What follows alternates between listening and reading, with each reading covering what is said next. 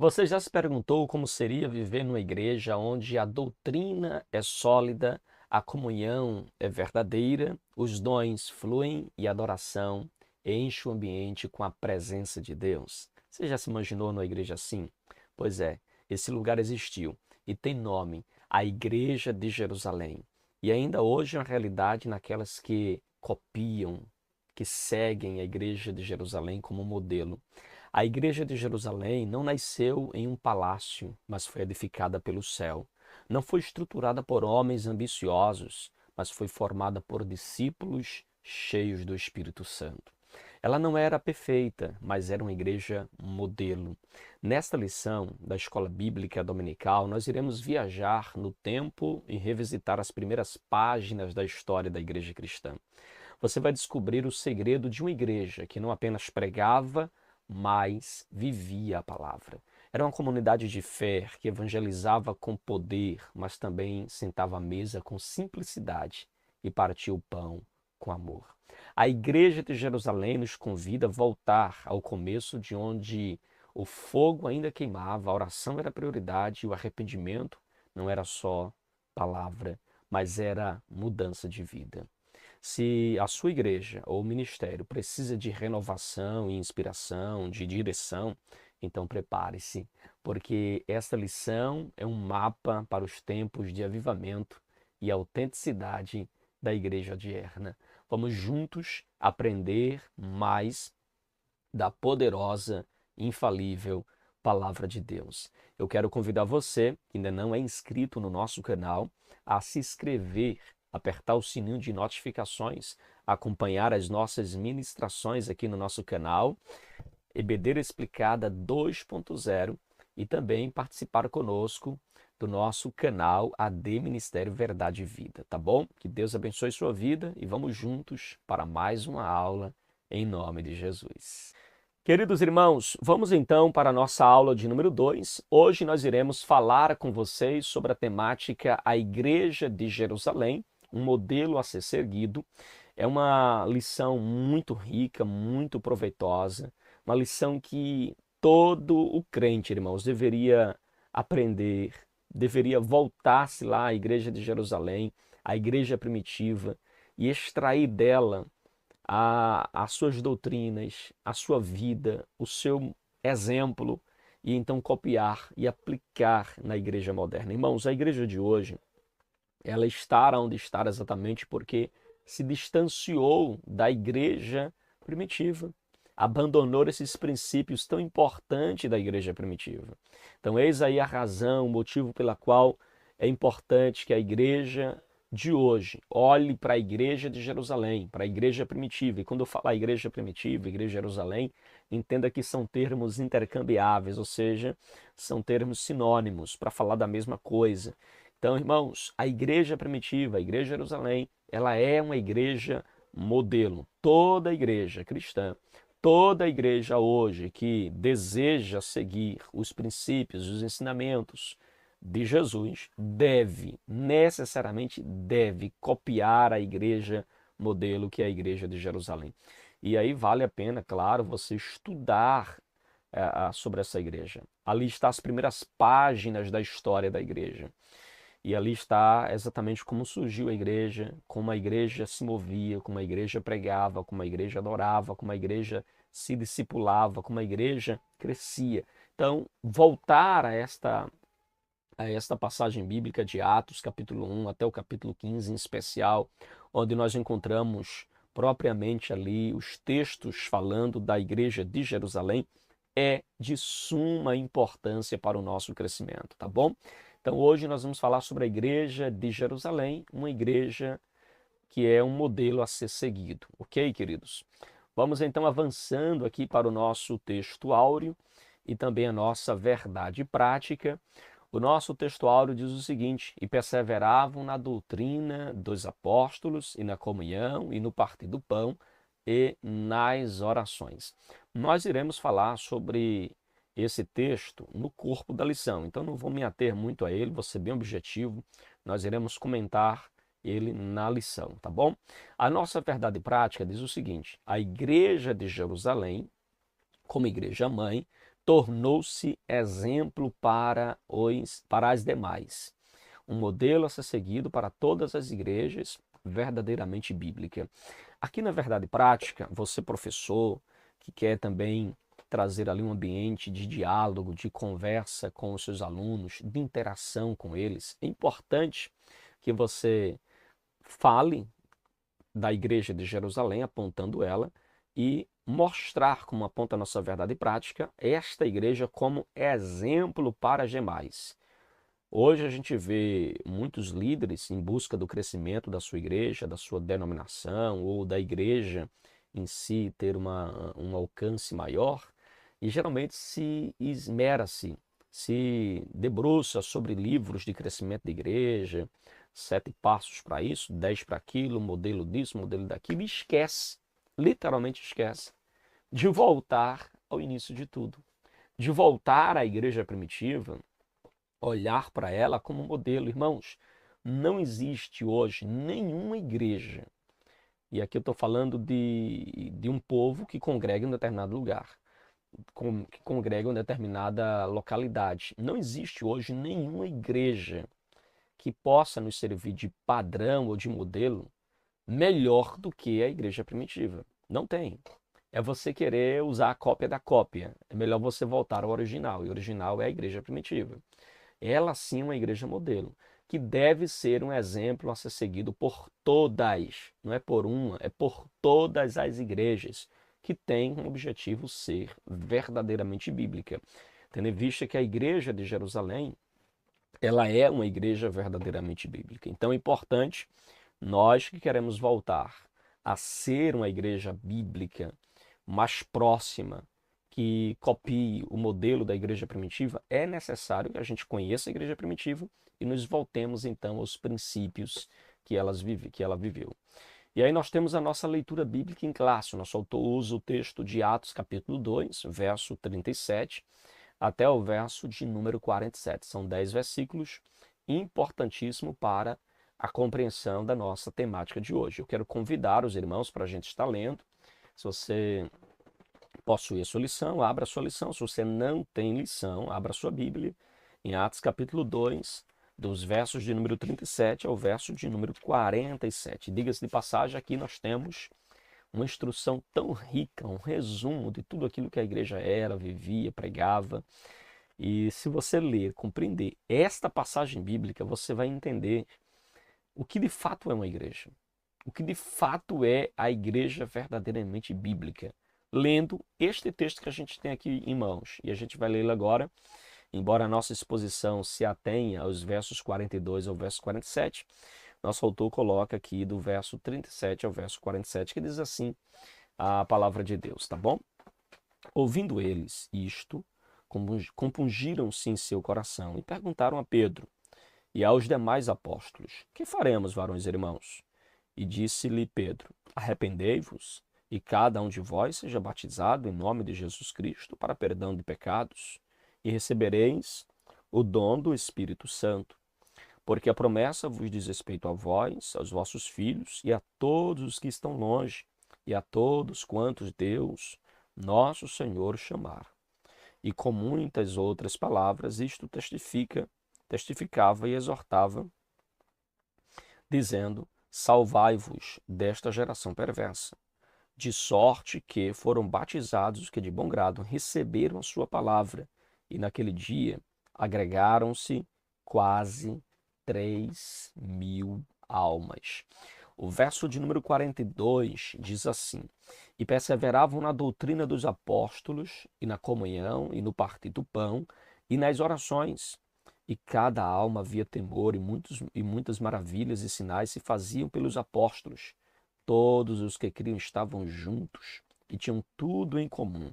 Vendiam suas propriedades e fazendas e repartiam com todos, segundo cada um tinha necessidade. E perseverando unânimes todos os dias no templo e partindo o pão em casa, comiam juntos com alegria e singeleza de coração, louvando a Deus e caindo na graça de todo o povo. E todos os dias acrescentava o Senhor à igreja aqueles que se haviam de salvar. Olha que interessante, queridos. esta leitura, ela é chave e o nosso autor, louvado seja Deus por isso, ele vai se voltar a comentar essa passagem no corpo da lição e por isso que a gente vai, já que avançando para os objetivos da aula de hoje, explicar os fundamentos da igreja de Jerusalém, ou seja, quais são os fundamentos da igreja primitiva, como era que elas eram regidas, o que estava no cerne ali da igreja, a gente vai falar sobre isso. Segundo, reconhecer a importância do batismo e da ceia do Senhor como símbolos essenciais da fé cristã. Vamos ver que a igreja primitiva, elas praticavam, elas reconheciam a importância desse símbolo do batismo e da ceia. E nós temos também o terceiro objetivo, que é aplicar os princípios da igreja de Jerusalém à vida da igreja atual, enfatizando a prática espiritual, o acolhimento e também a adoração. Então a gente vai terminar enfatizando a necessidade da igreja atual, ela copiar essas práticas tão salutar, tão saudáveis da igreja primitiva, tá bom? Então, queridos, vamos aqui avançando para o nosso tópico 1, e aí a gente precisa fazer aqui uma breve introdução, conforme o nosso autor ele faz. Ele diz que por ser a igreja mãe, a igreja de Jerusalém, a igreja modelo para todas as igrejas que foram implantadas, é de Jerusalém que partem então as decisões. Você vê que as decisões das demais igrejas que vão ser fundadas a partir da igreja de Jerusalém, elas recebem instruções a partir da igreja de Jerusalém, a partir da igreja mãe. Então veja, o nosso autor na introdução aqui, ele faz questão de pontuar que a igreja de Jerusalém, ela nasce debaixo do poder do Espírito Santo, como promessa de Deus, nasce, esta igreja se expande, e a igreja que se expande como cópia da igreja de Jerusalém. Portanto, a igreja atual deve seguir também este mesmo padrão, deve copiar este mesmo padrão. Então, a igreja de Jerusalém já nasce forte, porque nasce no poder do Espírito Santo. Ela nasce cheia do Espírito Santo, ela é supervisionada pelos apóstolos. Olha que importante, a igreja de Jerusalém, ela é supervisionada pelos apóstolos, irmãos. Hoje nós temos uma tendência muito grande de pessoas que querem ser igreja ou ter uma congregação que não tem supervisão, que não tem liderança. Então, irmãos, isso é perigoso. A igreja, ela sempre foi supervisionada. Deus levantou bispos, Deus levantou pastores, Deus levantou apóstolos para que estivessem na supervisão da igreja, acompanhando o crescimento da igreja, acompanhando o desenvolvimento da igreja. Então, isso é extremamente importante. Nosso autor foi muito feliz aqui em pontuar isso, para que a igreja ela fosse bem alicerçada. Isso fica claro no ministério também da palavra, a quem os apóstolos se devotaram inteiramente ao exercício de diversos dons. Você vê que a igreja era uma igreja muito rica no que diz respeito à utilização dos dons espirituais. A igreja de Jerusalém era uma igreja da palavra, era uma igreja do Espírito Santo, era uma igreja onde as observâncias de Cristo, irmãos, era praticada na esfera do culto cristão deles. Ou seja, o culto deles era um culto cristão, que estava fundamentado nos princípios da palavra de Deus, que está fundamentado naquilo que o próprio Jesus havia elencado para a igreja. Então a gente vai ver hoje as marcas desta igreja, inclusive aqui a partir do versículo de número 1, tá certo? Ou melhor, a partir do ponto 1, nós iremos então ver as marcas desta igreja, tá bom? Então, queridos, olha, uma igreja com sólidos alicerces. A partir do ponto 1, nós já temos, então, esta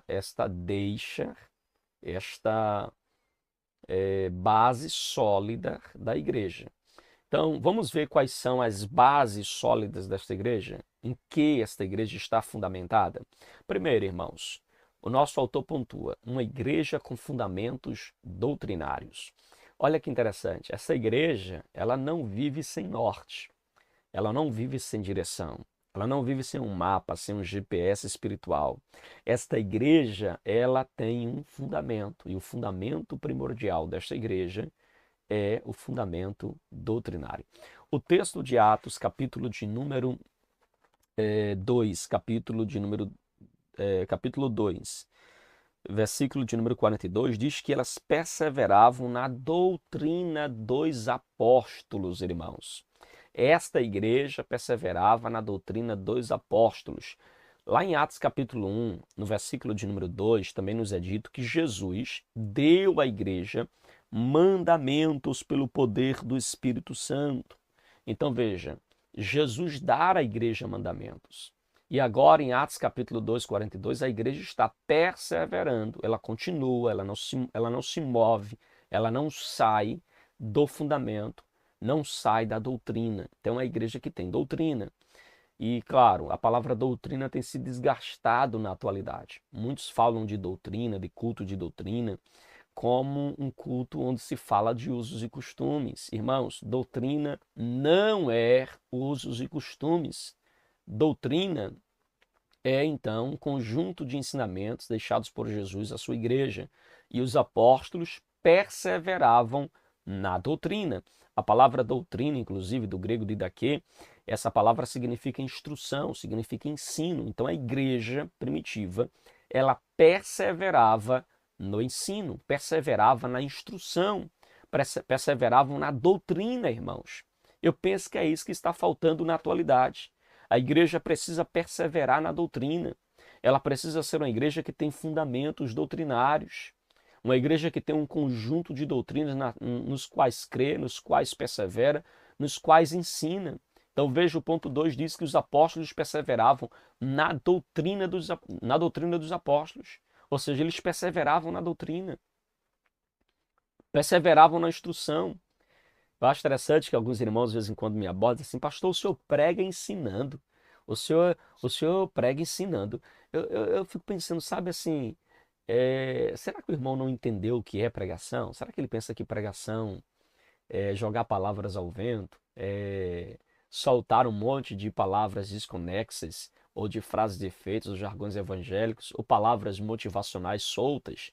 Será que eles pensam que pregação é isso? Irmãos, pregação, eu gosto muito, inclusive, da definição dada pelo pastor Hernandes Lopes, que ele diz que a pregação expositiva é você ler o texto, é você explicar o texto e é você aplicar o texto. Se não houve isso, não houve pregação, não houve mensagem bíblica.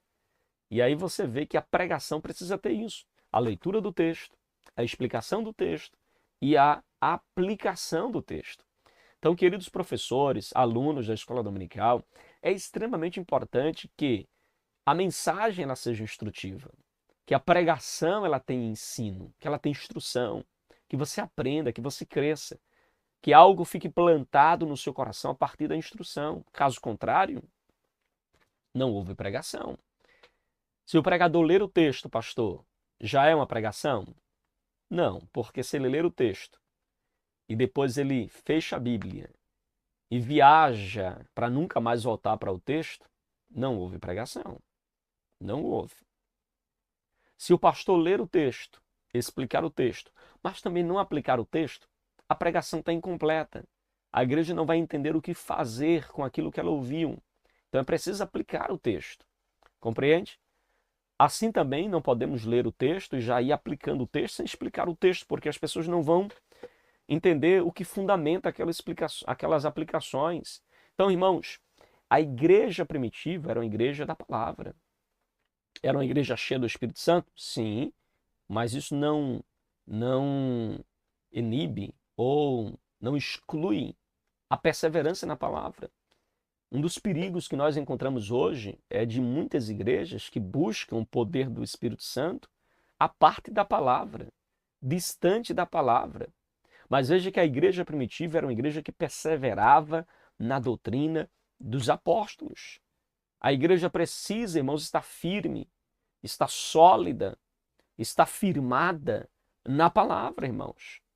É com muito pesar, com muita tristeza no meu coração, que eu tenho presenciado ultimamente muitos cultos onde a mensagem é 10 minutos, é 5 minutos, é o tempo que resta, é o que sobra do culto. Alguns lugares a mensagem vem depois que o culto termina às 9 horas se dá para o pregador.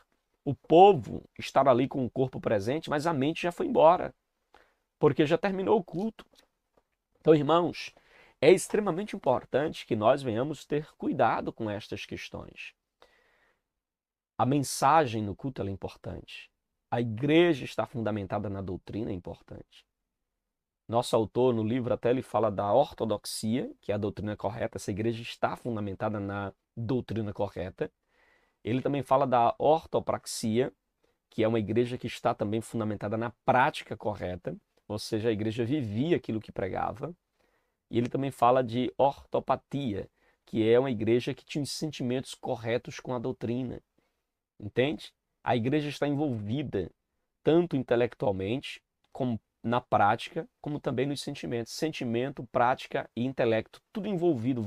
É a alma da igreja envolvida com a doutrina, irmãos. É extremamente importante que nós também estejamos mergulhados neste sentido, na perseverança, então, da doutrina. Então, o discípulo, diz o autor, é alguém que consegue reproduzir, isto é, levar adiante o que aprendeu do seu mestre. Então veja, o que é ser um discípulo de Jesus? É você levar adiante aquilo que você aprendeu do seu mestre. Isso é ser discípulo. É você levar... Olha que interessante, você só é discípulo de Jesus quando você consegue formar outro discípulo. Você já aprendeu, já vive, já está envolvido com os seus sentimentos, vontade, intelecto, com aquilo, e agora você discipula outras pessoas. Então agora você é de fato um discípulo de Jesus. Nosso autor diz aqui uma frase que eu quero ler na íntegra aos irmãos. Olha o que ele diz no finalzinho do o ponto 1, aí subponto 2, né, o finalzinho diz assim: a tragédia da igreja acontece quando ela não consegue ser discipulada, nem tampouco discipular. Quando não temos uma liderança que discipula, a igreja não aprende. Não aprendendo não é discípula. Não sendo discípula, não discipula ninguém. É a tragédia da igreja. Os nossos cultos, infelizmente, irmãos, eu digo os nossos porque eu generalizo aqui, na grande maioria das igrejas hoje, infelizmente, os cultos não têm mais pregação bíblica. Pior ainda, não tem um louvor bíblico. E então o culto vira um clube social de reunião onde as pessoas se reúnem para balançar o corpo, se reúnem para ouvir uma palestra motivacional, se reúnem para ouvir uma palestra financeira, se reúnem para ouvir uma palavra de autoajuda, mas não há uma pregação bíblica sólida, fundamentada nas Escrituras. Essa é uma grande tragédia vivida por muitas igrejas na atualidade. Nosso autor, ele ainda pontua aqui no último ponto, uma igreja relacional e piedosa. Irmãos, a igreja primitiva era uma igreja relacional. Olha que interessante. A palavra de Deus diz em Atos capítulo 2, versículo 42, que havia comunhão nesta igreja. Era uma igreja que tinha, como eles perseveravam na doutrina e na comunhão. Então era uma igreja que tinha relacionamento. A palavra comunhão aqui é a palavra grega koinonia, que demonstra sentimentos semelhantes, relacionamentos próximos. Ou seja, havia na igreja uma relações interpessoais, irmãos, entre os irmãos. Eles não eram colegas de bancos, eles não eram conhecidos, eram membros de uma família, eles tinham comunhão, tinham relacionamento. Eu não sei se você percebe, mas hoje, infelizmente, muitas denominações têm apenas ajuntado pessoas, são sacos de batatas. Eles estão juntos, mas não estão unidos.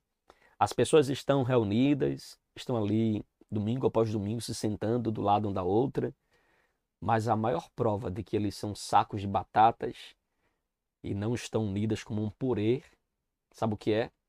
É que eles não conhecem uns aos outros. Eles não se conhecem. Eles se sentam do lado um do outro como se estranhos fossem. Eles chegam mudos e saem calados, não há relacionamento, não há olhar no olho um do outro, não há aperto de mão, não há abraço, não há calor, entende? Não há ali o que o nosso autor está pontuando aqui, uma igreja relacional, uma igreja onde havia relacionamento, comunhão. A palavra comunhão aqui tem um sentido também de se dedicar à construção de bons relacionamentos, de estar juntos, irmãos. Não apenas para o culto, mas juntos em todas as ocasiões. Veja que a igreja se reúne de casa em casa, no templo, todos os dias, comunhão, relacionamento. Então tem a ver com o modo de vida dos crentes. Sem o cultivo de relações interpessoais fortes, a igreja cai num ativismo. E aí você vem domingo após domingo, semana após semana, a congregação, onde há muitas atividades, mas não há calor humano, não há relacionamento, não há amizade. E aí, infelizmente, é o que tem marcado muitas igrejas da atualidade, irmãos. Essa falta de relacionamento, essa falta de proximidade, entende?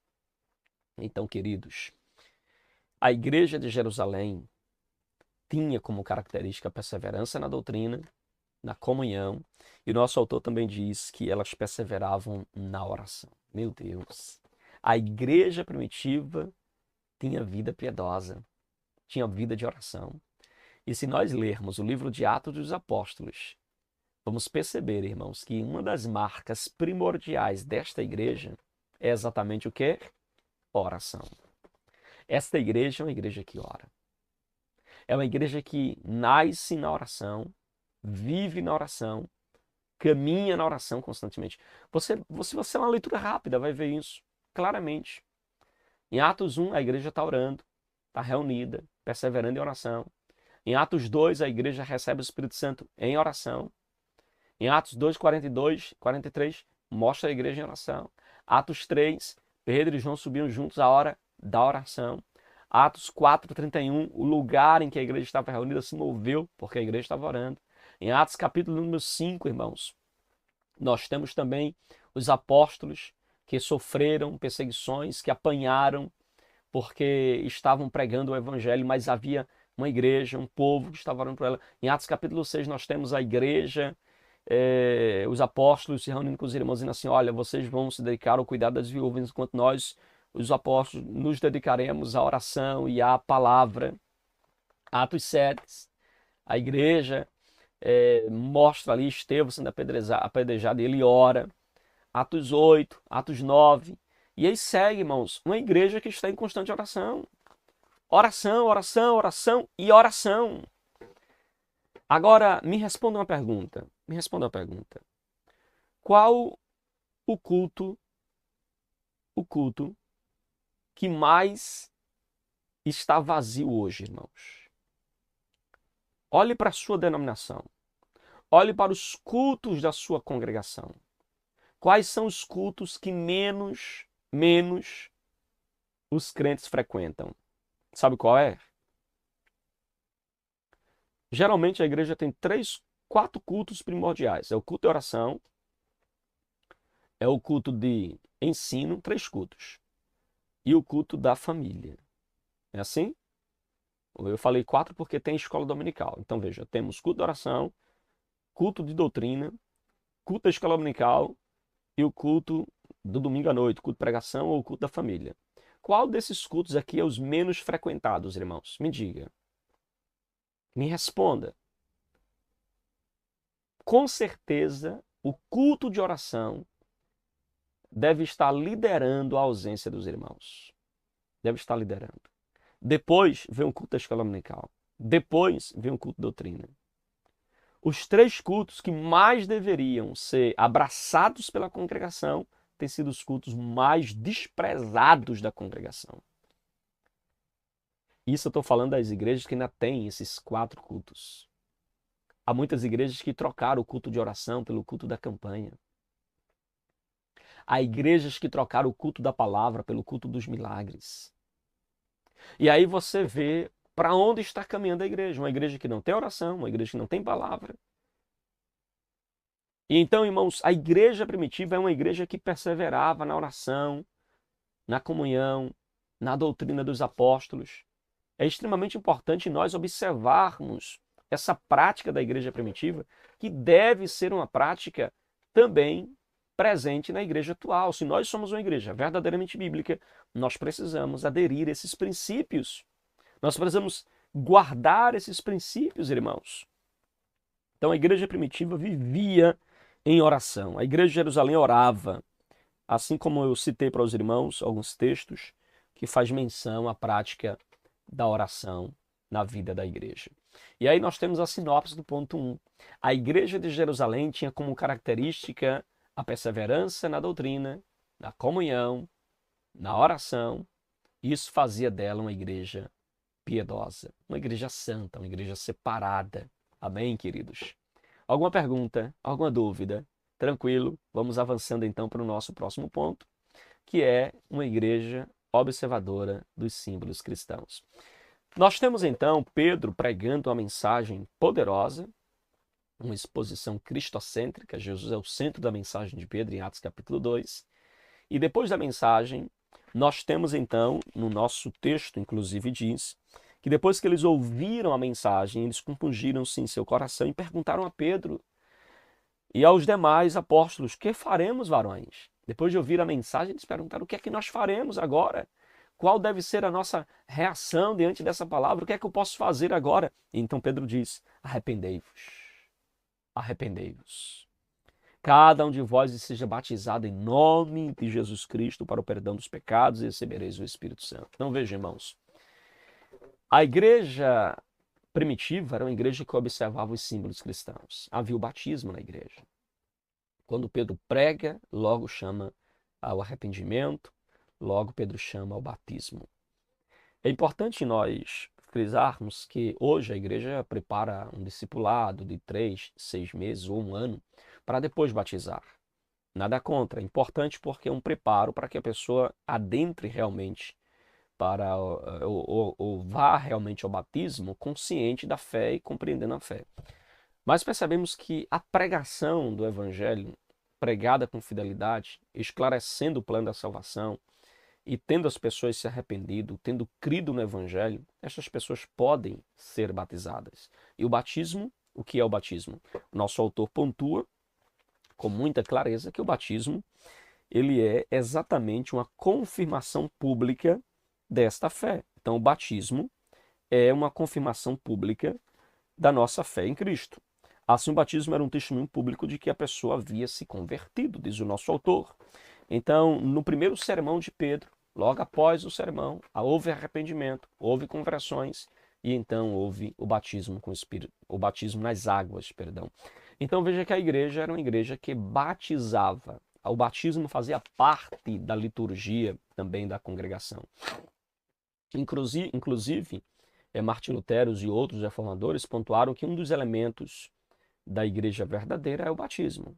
Então, é preciso. Existem alguns elementos que identificam a igreja verdadeira: a palavra, a oração, a comunhão, o partir do pão, que é a ceia, o batismo, certo? Então, são elementos que identificam uma igreja que copia a igreja primitiva. Então, aqui você percebe, queridos, que logo após a conversão, houve o batismo. Era uma igreja que ela batizava. E aqui vale uma nota importante. Quem realizava o batismo eram os apóstolos, era a liderança da igreja. Foi Pedro quem batizou, junto com os apóstolos, esses quase 3.000 novos adeptos à fé, novos crentes. Então veja, a igreja é quem realiza o batismo.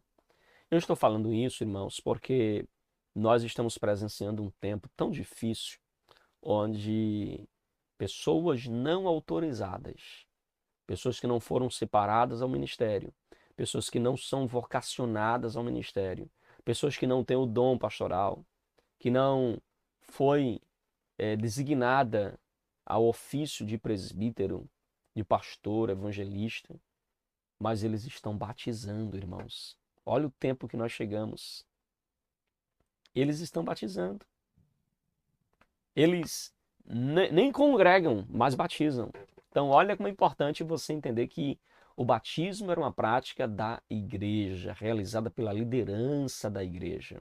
Não perca isso de vista e fuja de toda coisa diferente ou de tudo que é diferente a isso, irmãos. Fuja, porque a igreja sim está autorizada a batizar. Os obreiros da casa do Senhor estão autorizados a batizar. O diácono está autorizado a batizar. Precisa ser um obreiro da casa do Senhor, irmãos.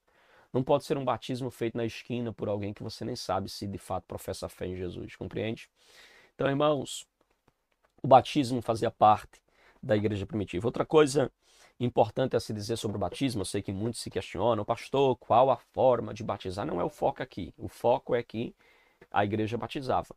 Mas vale lembrar que existiam 3 formas de batismo reconhecidas ao longo da história da igreja, 3 formas principais de batismo, que era o batismo por aspersão, é aquele batismo que o líder ele derrama, né, ele asperge um pouquinho de água na cabeça do batizando. Existe o batismo por efusão, que é aquele batismo onde se derrama um pouco de água na cabeça do batizando. E existe o batismo por imersão.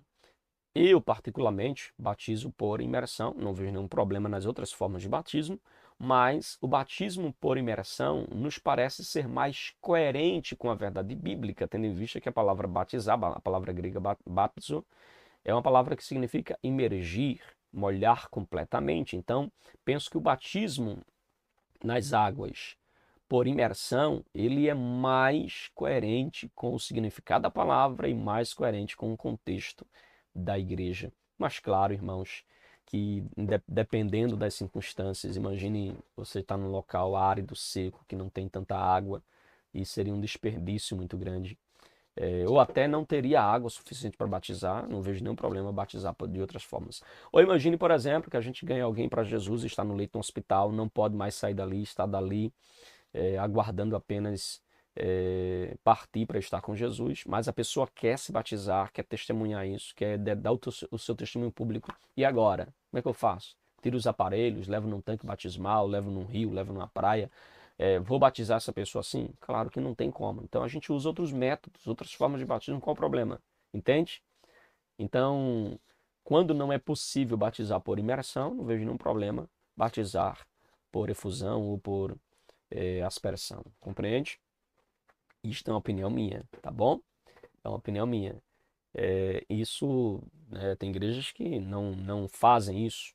Eu já conheci casos de irmãos que estavam, por exemplo, com um problema de pele sério, que se entrasse na água, contaminava a água e poderia contaminar as pessoas que estivessem na água. E ela queria se batizar. Essa pessoa estava acamada dentro de casa. E aí aquela pessoa aceitou a Jesus, se converteu, o pastor não aceitou batizá-la. E aquela pessoa, ela morreu triste, angustiada, porque ela gostaria muito de ter sido batizada, mas o pastor disse que não batizaria ela a menos que fosse por imersão, que ela fosse ao tanque batismal. Aí então a irmã morreu, partiu para estar com Cristo sem o batismo. Eu penso que não foi saudável a atitude do pastor, não foi saudável deixar a irmã, que tem tanto desejo de se batizar, partir sem o batismo nas águas. Amém? Isso não compromete a salvação dela, claro, mas eu penso que foi uma interpretação muito rígida, muito dura, né? Um apego muito grande à doutrina do batismo, a uma forma de batismo, nem a doutrina, a uma forma de batismo tão grande que a irmã partiu sem esse privilégio, esse desejo ser concretizado, o desejo do batismo nas águas. Então, queridos, nós temos também a ceia, é um outro elemento importante da igreja. Quando a Bíblia diz aqui o partir do pão, de casa em casa, nos aponta tanto para uma festa do amor, a festa ágape praticada pelos irmãos, que era um momento de uma refeição entre os irmãos, geralmente após os cultos, após as reuniões, eles faziam a refeição juntos, comiam, bebiam juntos, e provavelmente nestes cultos também se fariam a ceia. Então, a ceia do Senhor é um elemento também muito importante, marcante na vida da igreja primitiva. Nosso autor diz assim: a ceia do Senhor é outra doutrina dada por Jesus, que foi observada na igreja primitiva, e perseveravam no partir do pão. E aí ele diz que a maioria dos comentaristas, dos estudiosos bíblicos, concorda que esse texto é uma referência prática da ceia do Senhor na vida dos primeiros cristãos. Então veja que a igreja, irmãos, ela era uma igreja que praticava o batismo e praticava também a Santa Ceia. E interessante que o texto diz que eles partiam o pão de casa em casa todos os dias. O que parece que essa igreja ceava todos os dias. E aqui vale uma nota. Não é uma nota. Não há nenhum problema com a igreja que ceia uma vez por semana, ou faz mais de uma ceia, ou crente que participa da ceia mais de uma vez por semana. Não tem nenhum problema, entendeu? Eu penso que tem que ter cuidado para não, embora isso não aconteça na igreja primitiva, temos que ter cuidado para não banalizar a ceia, não tornar algo tão comum a ponto da gente não conseguir decifrar, entender e ser comovido pelo sentimento que é envolvido na ceia, a lembrança, a memória do sacrifício de Jesus. E penso também que não deve ser tão demorado a ponto dos irmãos esquecerem da ceia. Amém, queridos? A igreja primitiva, ela participava da ceia. Elas faziam a ceia de uma forma muito frequente, tá certo? Para não esquecer ou não deixar de lado, tá certo? Essa atividade tão importante da vida da igreja. E aí a sinopse do ponto 2. Na igreja de Jerusalém, os símbolos essenciais da fé cristã, o batismo e a ceia do Senhor, eram reverentemente observados. A igreja observava com muita reverência a prática da Santa Ceia. Amém, queridos? Vamos então para o nosso último ponto, falando sobre uma igreja modelo. Primeiro, nós temos aqui uma igreja reverente, uma igreja que era marcada pelo temor. O texto diz, irmãos, que esta igreja, ela tinha temor. Em cada alma, diz o texto, havia temor. Era uma igreja reverente. Eles tinham temor de Deus, respeito por Deus. E eu penso que isso está faltando na igreja atual. Há crentes que entram para o culto, irmãos, sem temor algum, sem reverência algum, não tira a sandália dos pés, não reconhece que o lugar que ele está é terra santa, é um ambiente sagrado, é um ambiente em que nós consagramos para louvor e adoração a Deus. Então ele entra no culto, irmãos, com revista da Avon na mão, entra no culto para negociar, para conversar, masticando chiclete, não é assim? Já viu o irmão cultuando, masticando chiclete, o pastor pregando, ele lá. Né, irmãos? Na hora do culto, nem dá glória, porque se der um glória, o chiclete voa da boca dele, cola no cabelo da irmã da frente, vai dar um maior problema na igreja. Pior ainda, quando termina de mastigar o chiclete, esse aqui já perdeu o sabor, ainda pega o chiclete, coloca debaixo do banco, da cadeira. Eu me lembro que uma vez eu fui, irmãos, lavar a igreja, quando jovem, junto com os irmãos, fomos fazer lavar a igreja, aqueles bancos de madeira. Irmãos, quando a gente virou o banco, a gente juntou uma sacola de chiclete.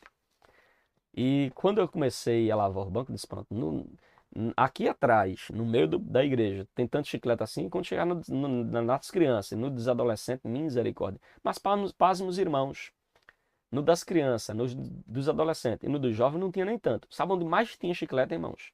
No banco do coral. Do coral, irmãos, que só tinha anciãos. Era chiclete, irmãos. Era chiclete, não era brincadeira, não. Na hora do culto, os irmãos comiam chiclete e pum, debaixo do banco. Irmãos, veja, tá faltando esse temor. Há aqueles que conversam e conversam na hora do culto, irmãos. Se distraem. Hoje, diante das câmeras, dos celulares, e tem aquele irmão que vai pro culto, filma o culto todinho. Meu irmão, pelo amor de Deus, você entra no culto, cuidado. Se a igreja já tem um sistema de transmissão, pega a transmissão da igreja. Quando terminar o culto, você pega a transmissão da igreja, faz recortes, edita, publica. Mas cuidado para você não estar agindo de uma forma tão irreverente no culto.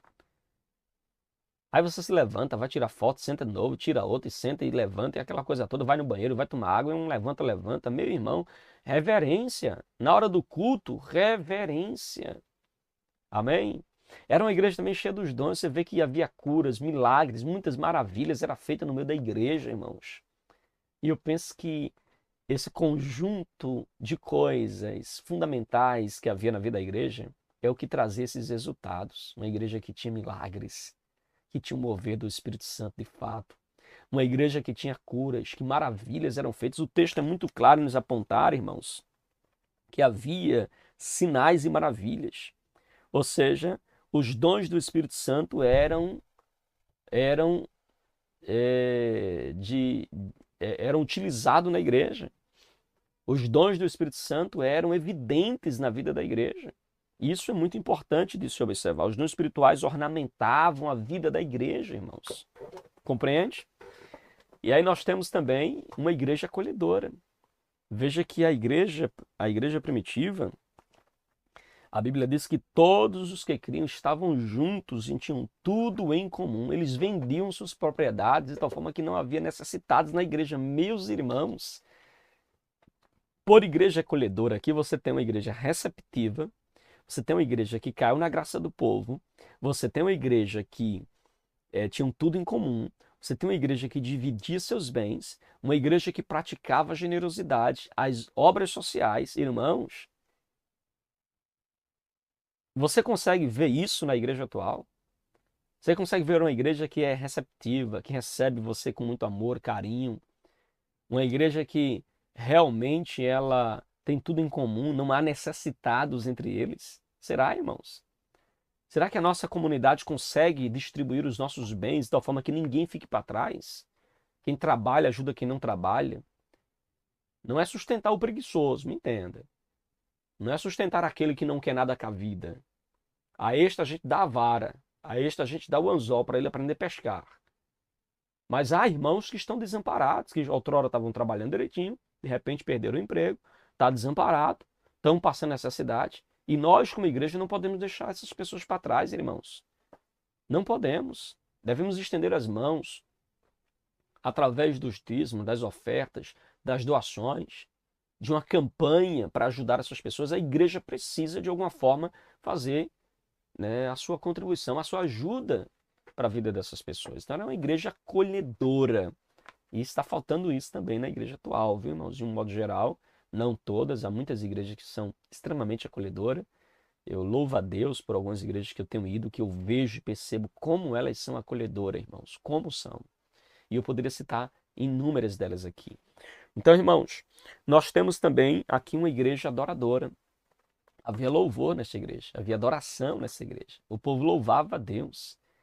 Então, veja que o texto nos diz louvando a Deus. O texto grego, né, louvando, a palavra louvando é a palavra aineo, que traz o mesmo sentido daqueles pastores e dos anjos que foram louvar a Deus lá no nascimento de Jesus e que também mostra é o mesmo louvor, né, a mesma palavra usada no louvor daquele paralítico de Atos capítulo 3, quando ele foi curado, ele entrou no templo louvando e saltando, né, diante da presença de Deus, louvando a Deus e saltando diante de todo o povo. Então veja que este louvor aqui é muito mais do que cantar.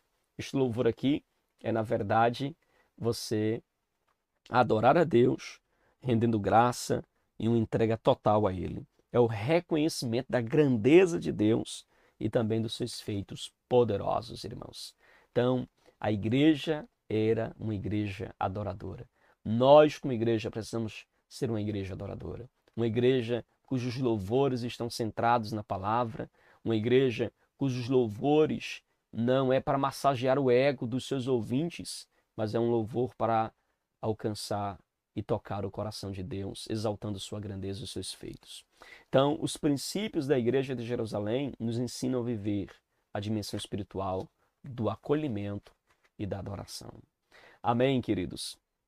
A nossa conclusão, então, pontua o seguinte: vimos nesta lição algumas características que marcaram a primeira igreja, ou a igreja primitiva. Frequentemente nos referimos a ela como igreja primitiva e vemos como sendo uma igreja ideal, modelo para todas as outras. De fato, ela é a igreja mãe. Isso, contudo, não significa dizer que a igreja de Jerusalém não tivesse problemas.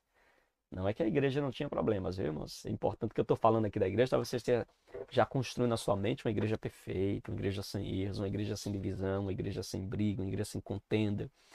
E a igreja primitiva não é uma igreja perfeita, não é uma igreja sem problemas.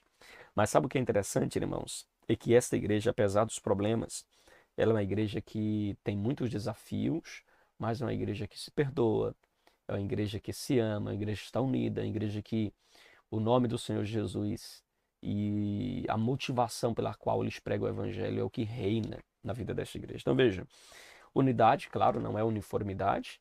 Unidade não quer dizer que todos serão uniformes, mas havia unidade na vida dessa igreja, havia comunhão com esses irmãos. Então veja que havia problemas sim, a gente vai falar nisso também nas próximas lições, a gente vai ver como havia problemas na vida dessa igreja, mas era uma igreja que, como o problema que aconteceu lá em Atos capítulo 6, houve uma reunião, foi resolvido e o nome do Senhor foi glorificado.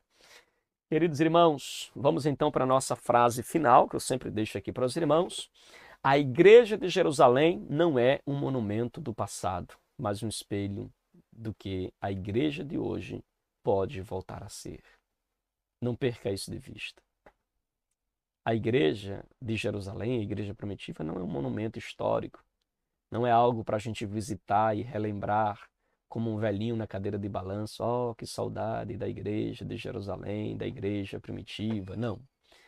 É uma igreja que é um espelho, na qual a igreja de hoje, ela pode se olhar, ela pode voltar a ser, ela pode copiar.